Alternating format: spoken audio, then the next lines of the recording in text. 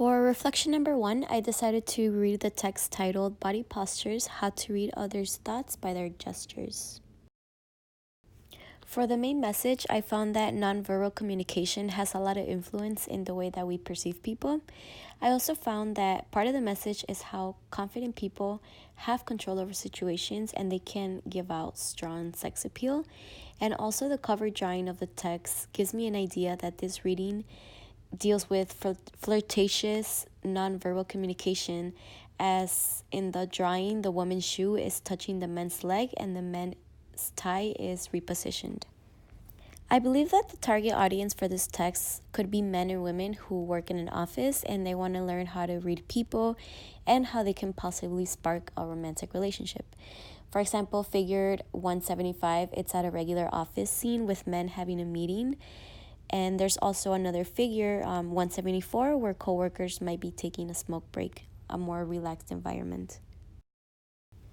So one of the techniques that the author uses are parentheses. For example, he writes his head up, and in parentheses, he writes interested. So this was really helpful to me to understand the gestures in a short way so it can be more clarified. So the second technique is the use of hyperbole. An example is figure 170, where the child has her hands on her hips and the author writes, just as animals do before they attack. And also he mentions in the intro another sentence that says, Earth's most complex and interesting beast, man himself. So by this, the author is exaggerating a few sentences and he adds more dramatic meaning to that text. One of the values that is repeated in multiple drawings is superiority. For example, we see this in figure 173, where there's a male who is sitting in the middle and he has his arms behind his head, which points to him being the dominant one in the group.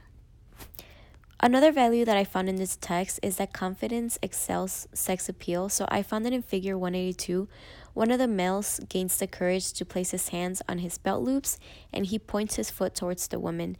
And I believe that the author is trying to get a point across of how gestures that are viewed as confident will get you to an advantage.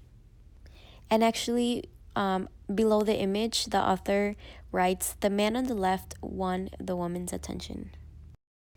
I think a lifestyle that the author wants to get across is the workplace.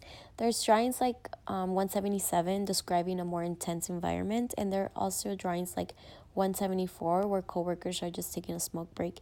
And I believe that the author did a few different work settings just to describe the diverse personalities in the workplace. I feel like teenagers would not know the importance of nonverbal communication, or they would misinterpret it, because I feel like they tend to focus on themselves too much. As a college student, and after having this class for a week already, I feel that I am paying more attention to my own gestures and my posture when I'm at work. Also, drawing from personal experience, I know that in Hispanic culture, the discussion of sex and sex appeal tends to be very taboo. So if somebody Hispanic was to read this text, they might be thinking, how can an author write so freely about these intimate gestures? Lastly, one thing that is submitted from the text is why the author decided to include a figure of a child in figure 170, just because most of the figures are adults, and I would have liked a little more elaboration of why child behavior is there and why it is important to be included.